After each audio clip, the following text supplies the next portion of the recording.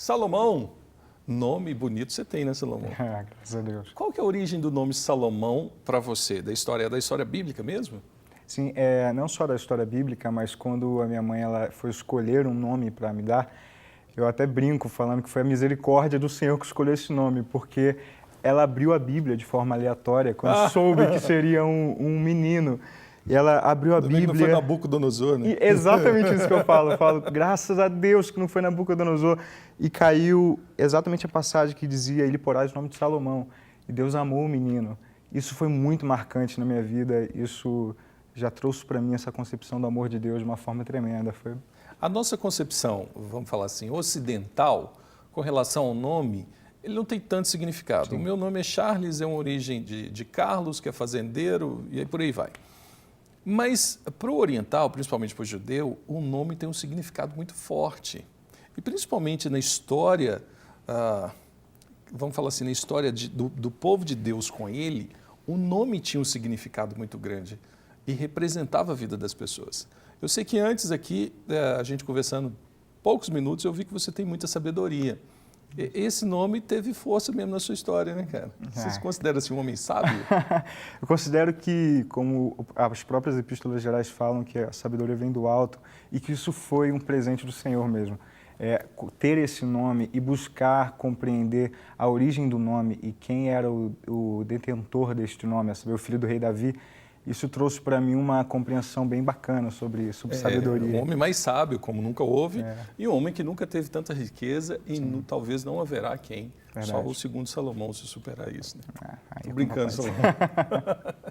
Salomão, a sua história de ter cursado Direito, Publicidade, morando no Rio de Janeiro, e de repente você abre mão disso e vem para Belo Horizonte para cursar um seminário teológico. Primeiro, você vivia, se eu não me engano, uma das maiores escolas de Direito é no Rio, das mais antigas, né? Como é que é para você abrir mão de uma parte profissional promissora, de um bom curso, da possibilidade de ter isso? E como foi que aconteceu de repente, esse chamado, assim, essa mudança drástica de vida? Sim, eu cresci num lar cristão. Meus pais, eles são cristãos, nós viemos da Primeira Igreja Batista de Trindade. Quando eu cheguei à minha adolescência, eu lembro que eu deixei os caminhos do Senhor. Eu optei por conhecer outros caminhos, o que não foi muito agradável. E no decorrer desse tempo, eu iniciei cursos como a Faculdade de Direito e Publicidade, por já ter advogados na família, já ter pessoas que trabalham nessas determinadas áreas. E na nossa família em particular, nós temos atualmente a nossa empresa, que fica localizada em Caraíba, no Rio de Janeiro, que tratamos de... Em Caraíba, Niterói, não? Exatamente, Niterói. E trata de mármore, granitos, vidros.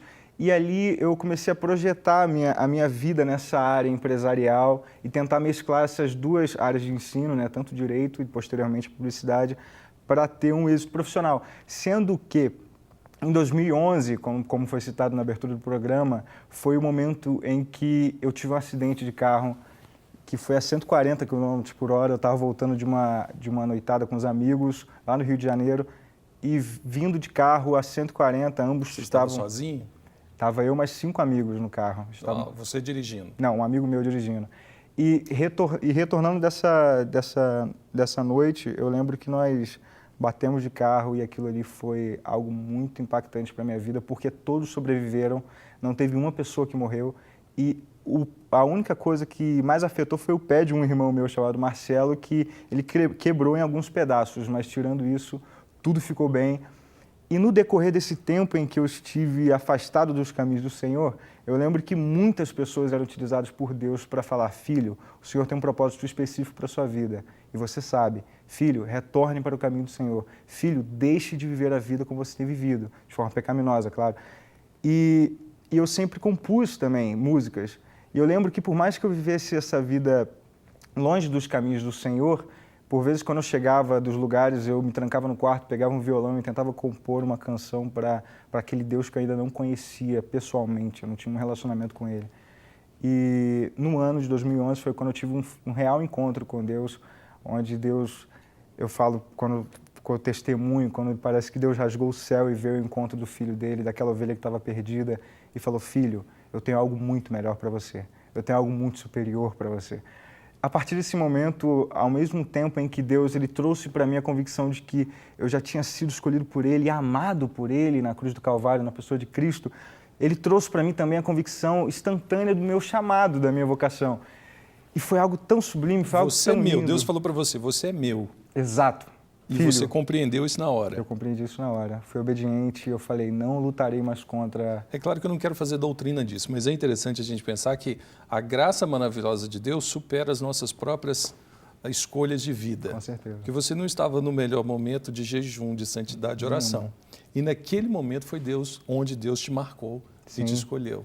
Aí sim a sua resposta é uma vida santa, né? Com certeza. E junto do chamado, junto da santificação, da regeneração, todo o processo, eu lembro que vindo a vocação, de imediato, eu me encontrei num estado no qual eu estava cursando faculdades, mas que agora eu não sentia mais o meu coração inclinado para tais coisas. Eu sentia meu coração inclinado para a vida das pessoas, por exemplo, para não mais ganhar dinheiro, fazer posses e ter uma vida bem-sucedida profissionalmente falando. Que por um lado não é errado, Não, né, de maneira Salomão? nenhuma. Que pessoas precisam continuar na faculdade, cursando, terminando, Com certeza. precisam ganhar dinheiro, investir talvez no reino de Deus. Com certeza, com e serem certeza. bem-sucedidas. É que o chamado não é para todos, é para poucos são chamados, muitos são chamados, poucos. Não vamos entrar no texto agora para não entrar na teologia, mas Com o que eu quero certeza. dizer é, Deus não chama todos para largar as suas profissões para cumprir o ministério. Deus chama alguns e Deus vocaciona outros para, na própria profissão,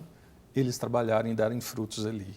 Sim, com certeza. E assim foi, né? Comigo, quando eu recebi esse chamado específico para eu, Salomão, atuar na vocação pastoral da qual eu tenho batalhado, na qual eu tenho empenhado meu tempo, eu tenho estudado a fim de ser um obreiro excelente no Senhor, eu deixei os meus cursos, deixei a empresa da minha família, e isso foi bem interessante. O decorrer dessa história foi bem Porque a sua interessante. família, mesmo sendo cristã, não conseguiu lidar bem com isso. Não é que não conseguiu, não espera que isso aconteça. Então, em primeira instância, eles perceberam que a minha conversão tinha sido muito abrupta, então meu estilo de vida mudou drasticamente. Então, para alguém que vivia de forma desordenada e na determinada manhã, após o acidente, acordou já aos pés da Bíblia, lendo e aplicando todo o tempo nas Escrituras, em oração, isso para eles foi um baque. E meus pais, por já serem cristãos, eu falo até brincando que meu pai ele é um pastor disfarçado de empresário, que ele ama cuidar das pessoas, ele ama ter reuniões, por exemplo, assim na casa e chamar empresários e amigos e irmãos e tratarem de coisas da palavra de Deus. Minha mãe, então, uma mulher abençoadíssima, é um anjinho do Senhor, eu a amo demais. Então, eles tiveram, após esse meu chamado, eles me deram apoio, melhor dizendo. Foi interessante que, como a gente estava conversando antes da gravação do programa, eu lembro que uma vez a gente estava sentado na sala de minha casa, quando eu fui conversar com meu pai acerca do chamado, acerca da vocação e do que o Senhor estava falando com o meu coração, eu lembro que eu falei, pai, o Senhor tem me chamado para a área ministerial, o Senhor tem me vocacionado para a área ministerial, então eu devo aplicar todo o meu tempo para ser excelente nessa área. Eu lembro que meu pai, de uma forma inesperada, isso foi incrível, meu pai ele levantou do sofá que estava sentado, o abajur ligado, tudo escurinho, aquele clima bem bacana. Ele levantou, apontou o dedo para frente e falou, filho, se o Senhor está te chamando, vai e morre pelo Evangelho, se for necessário. Foi a palavra que você precisava para tomar as decisões. Que eu precisava ouvir. Aí eu percebi que aquilo que eu comecei a ler, ainda quando eu era novo convertido nos livros de história da igreja, estava acontecendo no sentido de o meu pai, vai filho, vai, porque o Evangelho é o que o Senhor tem te chamado para pregar o Evangelho, para viver. A causa é maior, viva por ela. Graças a Deus, eu tenho tentado aplicar com a graça de Papai do Céu sendo derramada diariamente. E por que o carisma? O carisma foi interessante. Depois que eu me converti, comecei a me envolver muito rápido nos projetos da igreja, nos ministérios da igreja. Então comecei a ministrar louvor, pregar a palavra, liderar pequenos grupos. Isso foi trazendo uma vivência maior da vocação, né? E certa vez eu vim para uma escola de ministros de louvor aqui em Belo Horizonte, no CTMDT, chamada Escola Adorando. Antes era lá, agora não é mais, da Cris Tristão, da Asa de Adoração. Era um período de férias. Exatamente. 2 semanas intensas com esses ministros, quando você fica trancado com eles, tendo workshops, palestras, momentos incríveis. E ali, um amigo meu virou para mim e falou, Rafael, um grande irmão, ele disse, Salomão, você conhece o carisma? Eu, não. Aí, dentro do CTM. Você conhece o CTM? Eu falei, conheço por causa de um amigo ou outro, mas você conhece o Carisma? Eu falei, então, cara, eu não conheço muito bem, eu já ouvi falar pouquíssimas coisas. Ele, rapaz, é um seminário mais voltado para a prática ministerial, mais voltado para a prática pastoral em si, é bem prático mesmo. E é interessantíssimo você pesquisar sobre ele. Eu falei, bacana, cara, eu voltei para o Rio de Janeiro com isso no coração, né? Foi usado muito por Deus para ele ter lançado aquela palavra ali. E eu já retornei para o Rio de Janeiro, eu lembro que eu já havia trancado a faculdade de publicidade nesse tempo, de Direito também. E ali no Rio de Janeiro eu comecei a orar sem falar nada para ninguém acerca dessa possível vinda futura para Belo Horizonte. E eu trancado no meu quarto, orava e meditava no que o Senhor estava colocando no meu coração acerca de vir para o Seminário Carisma, o qual eu ainda nem conhecia plenamente. Eu só tinha pouquíssimas coisas em mente acerca do carisma. Mas quando o Senhor coloca algo no nosso coração, Ele traz a convicção daquilo que Ele traz para nós, né? O Senhor nunca vai nos deixar confuso. Nosso Deus não é Deus de confusão nunca. E aquilo só foi aumentando no meu coração, foi crescendo no meu coração cada vez mais. E eu não havia falado para ninguém, porque eu tinha feito um acordo com Deus que eu só falaria no momento que eu tivesse plena convicção disso. E estaria disposto a, de fato, transpor as barreiras, né, culturais e vir para um outro estado e aplicar o meu tempo nesse seminário. E assim foi. Depois de certo tempo, eu comecei a não aguentar mais dentro de mim essa vontade de vir para cá. Aí foi uma das coisas que aconteceu mais interessante. Eu conversei com meus pais, abri o jogo para meus pais, falei, pais, meu pai, minha mãe, falei, o Senhor tem colocado no meu coração um seminário que fica em Belo Horizonte, o qual eu não conheço plenamente, mas eu creio que Deus, ele não é Deus de confusão, e se Ele tem me ordenado para ir para lá, eu vou convicto de que o Senhor está indo na minha frente e Ele vai prover tudo que for necessário para a vinda para BH. E os meus pais, na época, a gente não estava passando uma fase muito agradável financeiramente. A gente estava passando por certos problemas, tivemos que vender algumas posses.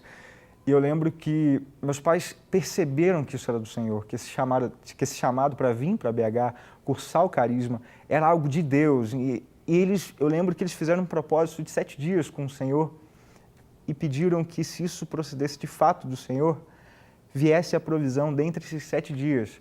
E essa provisão não viesse do bolso deles, mas viesse de uma outra pessoa, ou seja, um mantenedor, enfim, um empresário, quem quer que seja. Completando esses 7 dias, meus pais fizeram isso sem me falar, sem me contar, eu fiquei sabendo depois. E completando esses 7 dias, o antigo empresário, amigo do meu pai, antiguíssimo empresário, no qual há tempos atrás ele havia fechado um negócio com ele e tinha alguns pagamentos que estavam pendentes, ele ligou para o meu pai e falou, Luiz, eu não sei o que aconteceu, eu só sei que Deus está me falando para eu te dar o dinheiro. Porém, eu não posso te dar o dinheiro totalmente, o valor total. Eu preciso te dar o dinheiro parcelado. E o que tem me sustentado aqui em Belo Horizonte é exatamente essa provisão que veio do Senhor. E meu pai ali aceitou isso como resposta do Senhor. E agora todo o dinheiro, ele vai direto para mim, no caso, meus sustentos aqui em Belo Horizonte, compra Deus de livros. mandou para você o dinheiro, cara. É fantástico. Aí você vem para BH, você vem para 2011. Sim. Deus te sustentou, falou, fica tranquilo. É. E foi aqui que você desenvolveu o projeto da série de A.W. Pink? Correto. E também escreveu o seu livro? Então, exatamente. Quando eu cheguei em Belo Horizonte, eu comecei a me deparar... Isso começou aqui? Começou aqui, exatamente. Quando eu cheguei em BH, eu comecei a me deparar com o universo teológico, né? É onde a gente fica maravilhado, né? Nossa, quando a teologia ela começa a se tornar viva para a sua vida e aquilo começa a adentrar seu ser. Eu quero mais de teologia, mais. E isso foi maravilhoso e eu me rendi totalmente ao que o Senhor estava querendo fazer, né? E quando eu conheci o autor, A.W. Pink, eu gostei muito de um livro dele que eu havia comprado que se chama Deus é Soberano, ou Deus Soberano. E eu, lendo aqueles escritos, eu comecei a sentir muito no meu coração de tentar fazer uma releitura contemporânea para este livro do A.W. Pink. E eu iniciei a fazer isso. Eu lembro que eu ficava imerso nos estudos diariamente lá no Carisma. Eu saía do seminário, ia para o meu quarto, me trancava no quarto, lia livros e mais livros e mais livros de teologia, me deleitava neles. E um dos alvos foi o próprio A.W. Pink. E quando eu me deparei com o livro do A.W. Pink, eu pensei de imediato em fazer essa releitura. O que eu dei pé no meu blog, que é o site salomonlemos.wordpress.com, e ali eu comecei a escrever a série, intitulada Deus Soberano. E teve uma repercussão muito bacana, muito agradável. Eu fiquei muito feliz por isso, eu fiquei muito feliz. E hoje você está em produção do livro... Sim, Enviados para Nínive.